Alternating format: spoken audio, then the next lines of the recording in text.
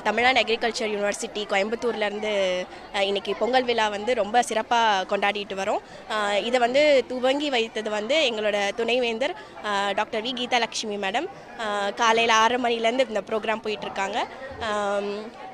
இன்றைக்கி என்ன பண்ணியிருக்கோன்னா 3 ஃபார்மோட பொங்கல் நாங்கள் வச்சுட்டு நம்ம குலதெய்வமான பசுமாடு அவங்களுக்கும் வந்து பொங்கல் கொடுத்து இந்த மாதிரி பொங்கல் வந்து நாங்கள் செலிப்ரேட் பண்ணிட்டு வந்துட்டுருக்கோம்.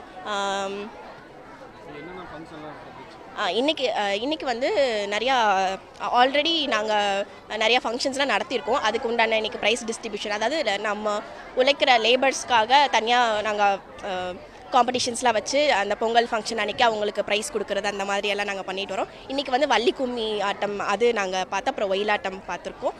அப்புறம் கும்மி ஆட்டம் வந்து இங்கே நடந்தது. ரொம்ப சிறப்பாகவே நடந்தது. அப்புறம் நம்ம வந்து உழவுக்கு பயன்படுத்துகிற மாடு வந்து பட்டி மிதிக்கிறதுன்னு சொல்லிட்டு ஒரு ப்ரோக்ராம் மாதிரி பண்ணுவோம். அது எதுக்குன்னா, இந்த 9 பட்டிகள் வச்சுருப்பாங்க. அதில் வந்து பசுமாடு வந்து எந்த பட்டியில் மிதிக்கிறோம் அந்த பட்டி வந்து அதில் வந்து பால் இருக்கும், நவதானியம் இருக்கும், தயிர் இருக்கும், அந்த மாதிரி பட்டிகள் இருக்கும். அந்த பட்டியில் வந்து எந்த பட்டியில் வந்து பசுமாடு வந்து மிதிக்குதோ அந்த வருடம் வந்து விளைச்சல் வந்து அந்த அது அதிகமாக இருக்கும் அப்படிங்கிற நம்பிக்கை. இந்த தடவை வந்து நவதானியத்தில் வந்து பசுமாடு வந்து கால் வச்சுருக்காங்க. ஸோ நவதானியங்கள் விளைச்சல் அதிகமாக இருக்குங்கிறத நம்புகிறோம்.